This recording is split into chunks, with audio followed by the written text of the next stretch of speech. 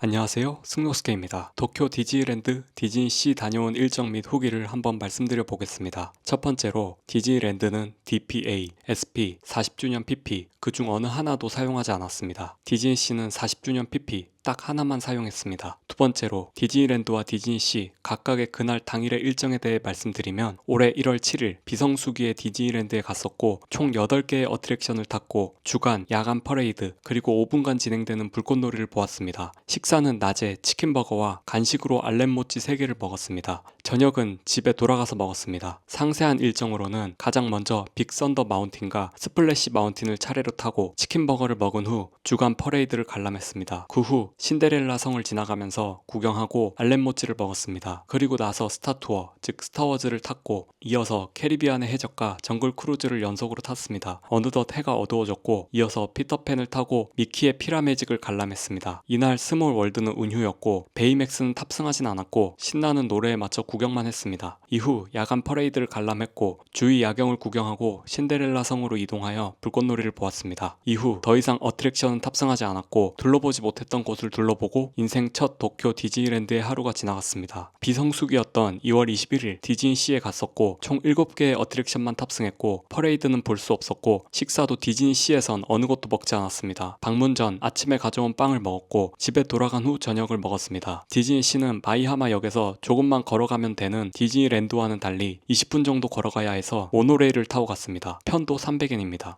디즈니랜드보다 디즈니시가 줄이 더 길었습니다. 상세한 일정으로는 가장 먼저 소어링과 센터 오브 디어스를 탑승한 후 40주년 PP로 예약한 레이징 스피릿을 타고 이어서 인디아나 존스를 탑승했습니다. 이후 타워 오브 테러를 타러 가는 도중에 이곳저곳을 구경하고 타워 오브 테러를 탑승했습니다. 그러고 나니 벌써 해가 지고 어두워졌고 이어서 아쿠아토피아를 탔고 불꽃놀이를 사람들이 모여있던 다리 위에서 관람했습니다. 이후 어트랙션은 탑승하지 않고 판타지 스프링스와 주변 곳곳을 구경하다 인생 첫 디즈니시에서의 하루가 금세 지나갔습니다. 그럼 세 번째로 디즈니랜드와 디즈니시 각각 후기를 말씀드려 보겠습니다. 디즈니랜드에서는 길게 기다리면 2시간 넘게 기다렸고 짧으면 10분 내로 탈 수 있었습니다. 제가 인생에서 가본 놀이공원은 대한민국의 서울랜드, 에버랜드, 롯데월드가 끝인데 어트랙션 그 자체의 스릴은 한국의 어트랙션보다는 적었습니다. 다만 관람형 어트랙션으로 디즈니 각 캐릭터와 스토리, 감동적인 음악은 어린 시절 추억을 떠오르게 만들었고 동심의 세계로 빠져들게 만들었습니다. 각 캐릭터 테마 구역별로 추억의 디즈니 음악이 흘러나와 감동은 배가 되었고 나이를 불문하고 그 순간만은 동심의 세계 속에서 모든 걱정을 잊고 마음이 평온해지는 느낌을 받았습니다. 특히 주간 퍼레이드와 야간 퍼레이드는 눈요기도 좋았지만 명불허전 디즈니의 감성적이고 아름다운 음악이 너무 감동적이었습니다. 불꽃놀이 역시 동심을 자극하기에 충분했습니다. 그러나 DPA 등 아무것도 사용하지 않았기에 사전 조사 없이 갔기에 가장 인기 있는 미녀와 야수를 타지 못했고 식사도 제대로 하지 못하고 간단한 치킨버거와 알렌모찌 3개만 먹었습니다. 어트랙션을 탑승하기 위해 길면 2시간 이상 줄을 서서 기다려야 했던 점은 아쉬웠습니다. 그래도 인생 첫 디즈니랜드는 오랜만에 동심으로 돌아가서 마음이 평온해지고 감동적인 음악과 분위기에 취해 정말 좋았던 추억의 날로 지금까지도 떠오를 만큼 인상적인 장소로 기억되고 있습니다. 디즈니시에서는 3개의 어트랙션은 거의 3시간 정도 줄을 서서 기다려 다리도 후들거렸고 진이 빠졌던 기억이 있습니다. 저 개인적으로는 타워 오브 테러 외에는 어트랙션 자체 스릴은 많이 부족했습니다. 다만 관람형 어트랙션답게 각 캐릭터의 묘사, 스토리, 음악 등 관람형 어트랙션의 완성도는 정말 수준이 높았습니다. 개인적으로는 타워 오브 테러가 가장 재밌었고 소어링은 각 매체에서 들었던 소문보다는 와닿지 않았습니다. 또한 40주년 PP 외에는 아무것도 사용하지 않아 판타지 스프링스의 피터팬, 겨울왕국, 라푼젤 등 그 외 어트랙션도 타지 못하였고 무엇보다 빌리브 시 오브 드림의 감동적인 야간 쇼도 관람하지 못했던 것이 아직도 많이 아쉬움으로 남습니다. 다음에 기회가 된다면 디즈니시는 한 번 더 가보고 싶습니다. 그럼에도 불구하고 디즈니의 감동적인 음악과 분위기는 낭만적이었고 다시 가보고 싶다라는 생각이 가끔씩 떠오릅니다. 디즈니랜드와 디즈니시 모두 즐길 때 제대로 즐기기 위해 어느 정도의 DPA 투자는 필요하다고 생각됩니다. 그래야 중간에 식사도 하면서 좀 더 여유롭고 낭만을 즐길 수 있다고 생각됩니다. 마지막으로 디즈니에 관심이 없었고 각 캐릭터에 대해 잘 몰라도 충분히 감동적이고 서정적인 음악과 그 분위기만으로도 충분히 좋은 추억으로 남길 수 있다고 생각됩니다. 그럼 이번 영상도 시청해주셔서 정말 감사드리고 다음 영상에서 찾아뵙겠습니다. 감사합니다.